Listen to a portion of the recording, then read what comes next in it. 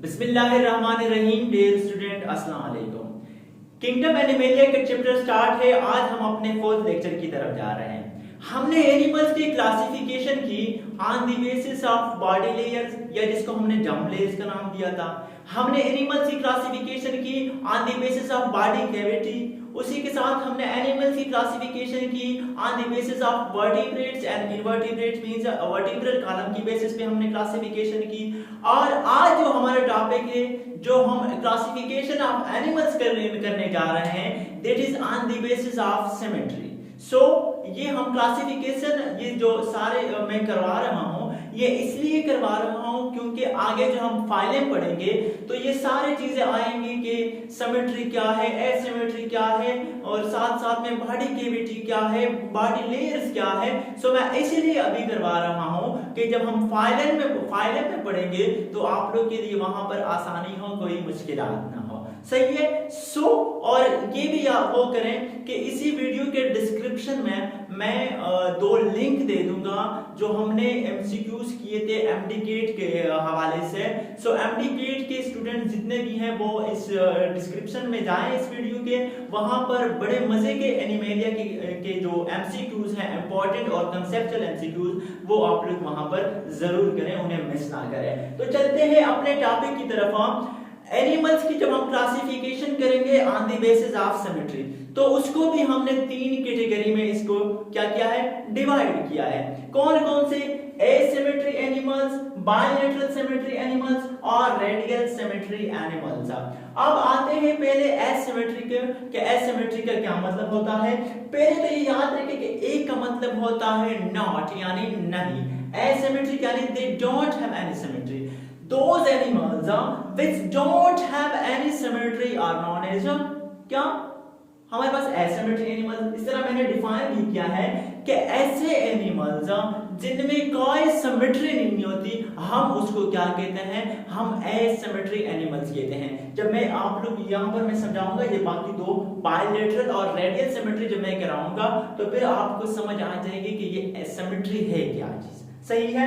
सो पहले सिर्फ यहाँ पर ये याद रखिए कि एसिमेट्री एनिमल्स ऐसे एनिमल्स कि जो जिसमें क्या हो, सिमेट्री बिल्कुल हो नहीं। सही है। एग्जांपल अगर आप लोग उसे पूछे तो एग्जांपल याद रखिए कि हमारे पास जो एसिमेट्री के एग्जांपल हैं वो हमारे पास स्पंजेस हैं।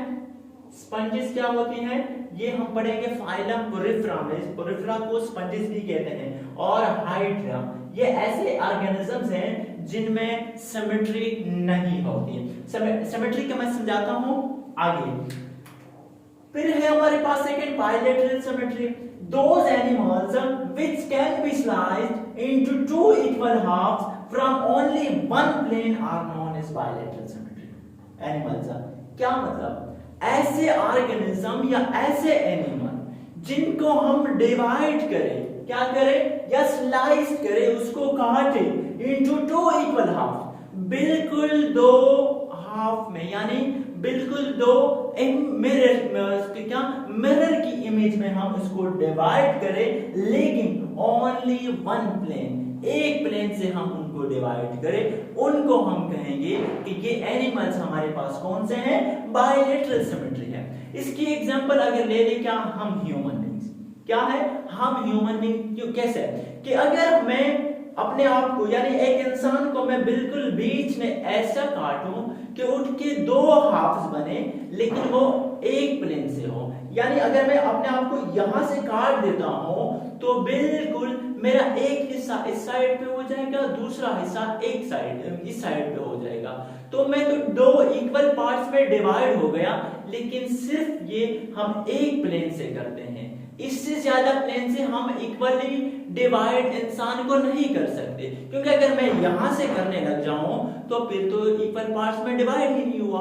इक्वल पार्ट्स में डिवाइड होने के लिए मैं सिर्फ सेंटर से जब मैं काटूंगा अपने आप को तो इक्वल पार्ट्स में डिवाइड होऊंगा, लेकिन that is the only one plane, यानी ये हमारे सेंटर ऑफ एक्सिस यही एक है, इससे ज्यादा नहीं है।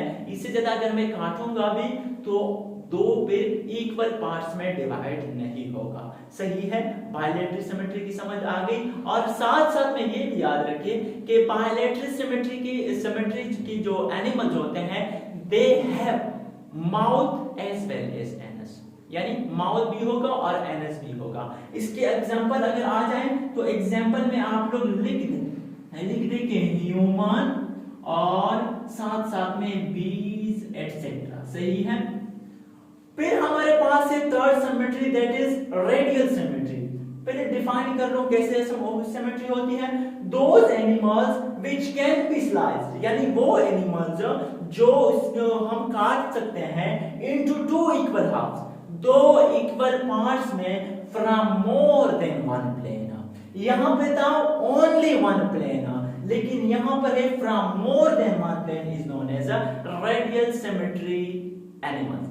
ऐसे एनिमल्स या ऐसे ऑर्गेनिजम्स जिनको हम दो पार्ट्स में, दो इक्वल पार्ट्स में डिवाइड कर सकते हैं लेकिन क्या from more than one plane, एक प्लेन से ज्यादा, यानी जो सेंट्रल ऑफ एक्सिस होगा या जो सेंट्रल पॉइंट होगा वो एक से ज्यादा होगा। क्या फॉर एग्जांपल ये एक पेन ले लें आप लोग, ये पेन को अगर मैं यहीं से काट देता हूं बिल्कुल, तो ये एक पार्ट इधर आ जाएगा और एक पार्ट उधर हो जाएगा, तो दो पार्ट्स में डिवाइड हुआ एक प्लेन से। अगर मैं यहां से कर लूं ना तो एक पार्ट उधर हो जाएगा एक इधर हो जाएगा, ये भी हो गया। ये मींस कहने का मकसद क्या है कि रेडियल सिमेट्री में यहां पर मोर देन वन प्लेन होगा और जो बायलैटरल सिमेट्री है उसमें जस्ट सिंगल प्लेन होगा। और एसिमेट्री में तो कोई वो ऐसे एनिमल जिनमें कोई सिमेट्री होती नहीं है। सही है। और अगर इसकी एग्जांपल की हम बात कर रहे हैं, रेडियल सिमेट्री की एग्जांपल की हम बात करें तो जेलीफिश हमारे पास हो गया या हमारे पास स्टार फिश हो गया। ये ऐसे फिश होते हैं कि जिनको हम टू इक्वली पार्ट्स में डिवाइड भी कर सकते हैं और वो with the help of more than one plane, एक से ज्यादा प्लेन की मदद से हम इनको डिवाइड कर सकते हैं। तो उम्मीद है कि ये टोटल लेक्चर आप लोग को समझ आ गया होगा। नेक्स्ट लेक्चर में इंशाल्लाह कल मिलेंगे, तब तक के लिए मुझे अपनी दुआ में याद करते रहिए। अल्लाह हाफिज।